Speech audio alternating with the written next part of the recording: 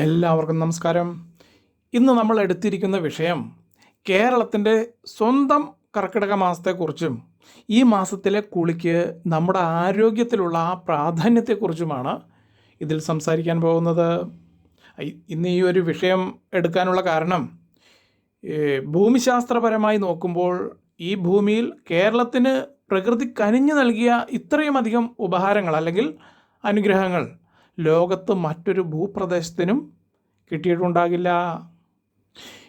വളരെ വിസ്തീർണം കുറഞ്ഞൊരു ഭൂഭാഗമാണ് നമ്മളുടേതെങ്കിലും ഈ മണ്ണിനോടും കാലാവസ്ഥയോടും ഇണങ്ങി ജീവിക്കുന്ന ഏതൊരാൾക്കും ഈ ഒരു അനുഭൂതി ലോകത്തിലെ എത്ര വലിയ വികസിത പട്ടണങ്ങളിൽ പോയി ജീവിച്ചാലും തീർച്ചയായിട്ടും അവിടെ ലഭിക്കില്ല. ഇതിപ്പോൾ ആമുഖമായി ഒന്ന് പറഞ്ഞു എന്ന് മാത്രമേ ഉള്ളൂ. ഇനി നമ്മുടെ ഇന്നത്തെ വിഷയത്തിലേക്ക് വന്നാൽ നമുക്കറിയാം, ഈ കർക്കിടകം ഒരു പഞ്ഞമാസമാണ് അല്ലെങ്കിൽ ഒരു ദുരിതമാസമാണ് എന്ന് തന്നെ പറയാം. അതെന്തുകൊണ്ടെന്നാൽ ഇടതൂർന്ന മഴ കാരണം നമ്മുടെ നിത്യജീവിതത്തിലെ ചെറുതും വലുതുമായ പല കാര്യങ്ങളും നമുക്ക് മാറ്റിവെക്കേണ്ടി വരുന്നു. അതുപോലെ തന്നെ ഈ കാലാവസ്ഥയിൽ നമ്മുടെ ശരീരം ഇളതാകുന്നത് കൊണ്ട് ഈ രോഗങ്ങൾ വളരെ പെട്ടെന്ന് കടന്നാക്രമിക്കുകയും അതോടൊപ്പം ഈ നാഡീഞരമ്പുകൾക്ക് ബലഹീനതകളും ഉണ്ടായിത്തീരുന്നു.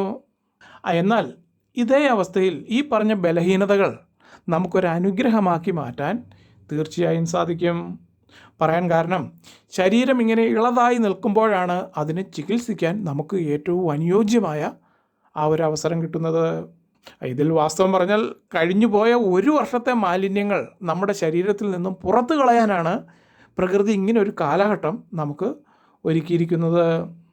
അതുകൊണ്ട് തന്നെ ഈ വന്നു കിട്ടിയിരിക്കുന്ന ഈ കർക്കിടക മാസം അത് ഇതിൽ പറയാൻ പോകുന്നത് പോലെ നിങ്ങളെ കൊണ്ടാകും വിധം നിങ്ങൾ ബുദ്ധിപൂർവ്വം ഉപയോഗിച്ചാൽ ഇനി വരാൻ പോകുന്ന ഒരു വർഷക്കാലം നിങ്ങളുടെ കയ്യിലുള്ള പൈസ ആശുപത്രിയിൽ കൊണ്ട് കൊടുക്കാതെ നിങ്ങൾക്ക് പണിയെടുത്ത് തിന്നാൻ സാധിക്കും.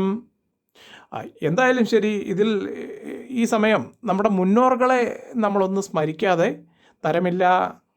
അതെന്തുകൊണ്ടെന്നാൽ നമ്മുടെ പൂർവികർ ഈ കർക്കിടക മാസത്തെ കണ്ടത് നമ്മുടെ ശരീരത്തിലും മനസ്സിലും ഒരു സമ്പൂർണ്ണ അഴിച്ചുപണി നടത്തുന്നതിലൂടെ ശരീരത്തിന് ആരോഗ്യവും മനസ്സിന് ശുദ്ധിയും വീണ്ടെടുക്കാനുള്ള ഒരു സുവർണ അവസരമായിട്ടാണ് അവർ ഈ കർക്കിടകം ചിങ്ങം മാസങ്ങളെ കണ്ടത്. ഇവിടെ ഒരു പ്രത്യേക കാര്യം മനസ്സിലാക്കിയിരിക്കേണ്ടത്, ഗീതയിലെ ഏറ്റവും പ്രധാനപ്പെട്ട ശ്ലോകം പറയുന്നത് പോലെ ഒരുവനെ ഉയർത്തുന്നതും തളർത്തുന്നതും ആ വ്യക്തിയുടെ മനസ്സാണ്.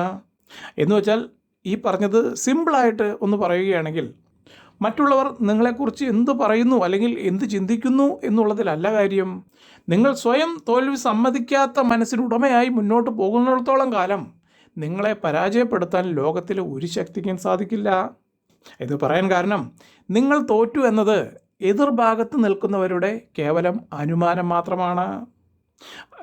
ഇപ്പോൾ ഈ സമയം ഒരു പക്ഷേ നിങ്ങൾ എന്നോട് ചോദിക്കുകയാണ്, തിരുമേനി അറിഞ്ഞിട്ടുള്ളതിൽ വെച്ച് ഏറ്റവും ശ്രേഷ്ഠനായ ഒരു വ്യക്തിയുടെ പേര് പറയാമോ എന്ന് ചോദിച്ചാൽ ഞാൻ ഇത്തരത്തിലുള്ള രണ്ട് വ്യക്തികളുടെ പേര് ഒരേ സമയം പറയും.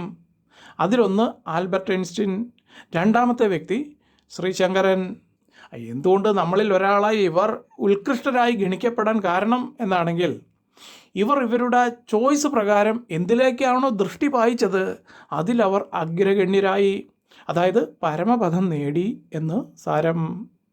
ഇവിടെ പ്രത്യേകം മനസ്സിലാക്കേണ്ടത് ഈ കർമ്മത്തിലുള്ള ദൃഢതയെയാണ് യോഗമെന്ന് വിളിക്കപ്പെടുന്നത്.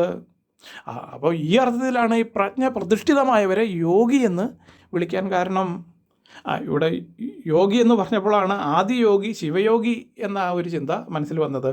ഇന്ന് പുലർച്ചെ മൃത്യുഞ്ജയ ഹോമം ഭഗവാന്റെ എല്ലാവിധ അനുഗ്രഹങ്ങളോടും കൂടി നമ്മൾ ചെയ്തു തീർത്തു.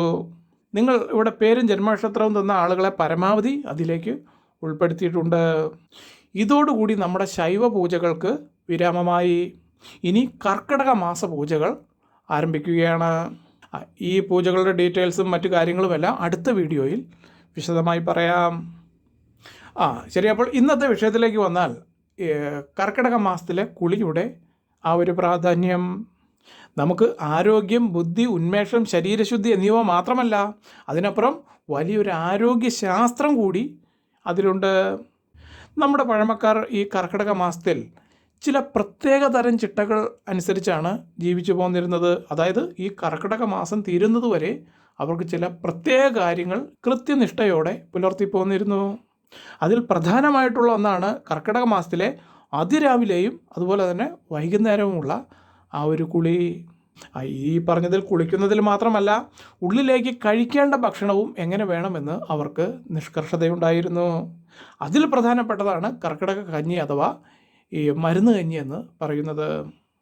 അപ്പോൾ ഈ പറഞ്ഞ ചിട്ടകളുടെ എല്ലാം ഫലമായി വ്യക്തിക്ക് വന്ന് കിട്ടാവുന്ന അനുഗ്രഹങ്ങൾ എന്തൊക്കെയാണെന്ന് നോക്കിയാൽ, നല്ല ഉറക്കം കിട്ടുന്നു. അതായത് കർക്കിടക മാസത്തിലെ തുടർച്ചയായ മഴയും അതിൽ നിന്ന് ഉത്ഭൂതമാകുന്ന അന്തരീക്ഷ വ്യതിയാനങ്ങളും നമ്മുടെ ആരോഗ്യത്തെ ഹാനികരമായി ബാധിക്കുന്ന ഒന്നാണ്. എന്നാൽ ഈ സമയത്ത് ശരീരത്തെ തണുപ്പിച്ച് നമ്മുടെ മാംസപേശികൾക്കെല്ലാം നല്ല അയവ് നൽകാനും അതുവഴി നല്ല ഉറക്കം ലഭിക്കാനും ആരോഗ്യദായകമായിട്ടുള്ള കുളി നമ്മളെ സഹായിക്കുന്നു. ഈ കർക്കിടക മാസം എന്നത് ആയുർവേദത്തിൽ വാതദോഷം വർദ്ധിക്കുന്ന ഒരു സമയമായിട്ടാണ് ഇതിനെ കണക്കാക്കിയിരിക്കുന്നത്. അപ്പോൾ ഇവിടെ പറഞ്ഞു വരുന്നത്, ഈ സമയത്ത് നല്ല എണ്ണ തേച്ചുള്ള കുളി വാതത്തെ ശമിപ്പിച്ച് സുഖകരമായ ഉറക്കം നൽകുന്നു. പ്രത്യേകം ഒരു കാര്യം ഓർക്കുക, ഈ പറഞ്ഞതുപോലെ നിങ്ങൾ ശരീരത്തിൽ എങ്ങനെ എണ്ണ തേക്കണം, ആരെക്കൊണ്ട് ഒഴിയണം പിഴിയണം എന്നുള്ളതല്ല, നിങ്ങളുടെ ശരീരപ്രകൃതിയും തീരുമാനങ്ങളും അനുസരിച്ച് നിങ്ങൾ സ്വയം നിശ്ചയിക്കേണ്ടതാണ്. ഇനി അടുത്തത് ബുദ്ധിശക്തി. ഈ കർക്കിടകത്തിൽ അതിരാവിലെ, അതായത് 6 മണിക്ക് ശേഷവും 7 മണിക്കുള്ളിലും ഉള്ള ആ ഒരു സ്നാനം, അതിൻ്റെ പ്രത്യേകത ഒന്ന് വേറെ തന്നെയാണ്. ഇതിപ്പോൾ ഇത് കേൾക്കുന്ന നിങ്ങൾ വെളുപ്പിന് 5 മണിക്കാണ് കുളിക്കുന്നതെങ്കിൽ അതും അതീവ ശ്രേഷ്ഠമായിട്ടുള്ള ഒരു സമയം തന്നെയാണ്. എന്നാൽ എനിക്കിവിടെ പൊതുവായിട്ടുള്ളൊരു സമയം മാത്രമാണ് പറയാൻ സാധിക്കുകയുള്ളൂ. അതുകൊണ്ടാണ് ഈ സമയം പറയാൻ കാരണം.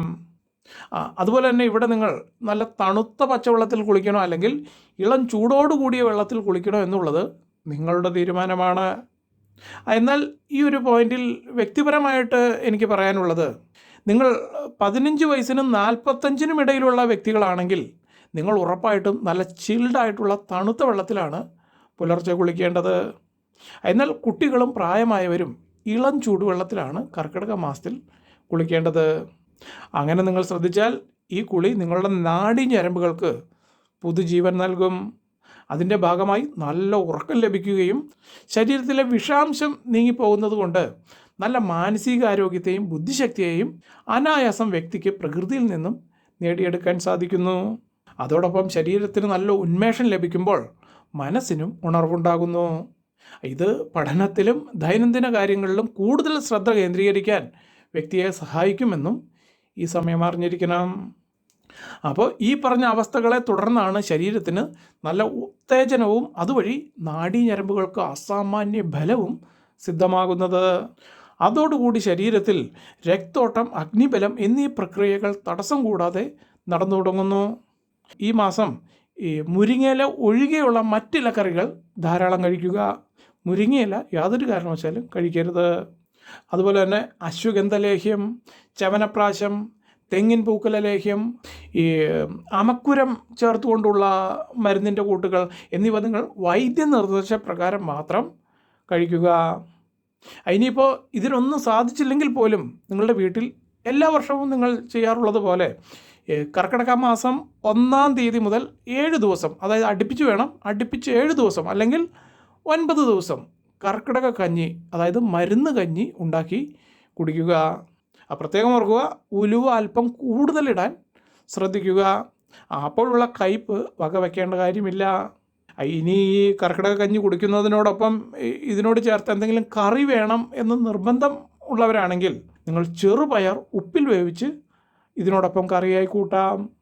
ഇനി അഥവാ ഈ ചെറുപയർ ഒന്ന് ഉലർത്തിയെടുക്കണം എന്നാണ് നിങ്ങൾക്ക് താല്പര്യമുള്ളതെങ്കിൽ അത് ഒലിവ് ഓയിൽ ഉപയോഗിച്ച് ഉലർത്തിയെടുക്കാം. പരമാവധി വെളിച്ചെണ്ണ ഒഴിക്കാതിരിക്കാൻ ശ്രദ്ധിക്കുക. പറയാൻ കാരണം, ഇപ്പോഴത്തെ വെളിച്ചെണ്ണ അത് നമുക്കത്ര വിശ്വസിക്കാൻ കൊള്ളാവുന്ന ഒന്നല്ല. അപ്പോൾ ഇത്രയും കാര്യങ്ങളാണ് ഇന്നത്തെ ഈ ഒരു വിഷയത്തിൽ പറയാൻ ആഗ്രഹിച്ചത്. ഈ ആരോഗ്യത്തെക്കുറിച്ചുള്ള കൂടുതൽ കാര്യങ്ങൾ മറ്റൊരു വീഡിയോയിൽ തീർച്ചയായിട്ടും പറയുന്നതായിരിക്കും. എല്ലാവർക്കും നല്ലൊരു ദിവസം ആശംസിച്ചുകൊണ്ട് നിർത്തുന്നു. നന്ദി, നമസ്കാരം.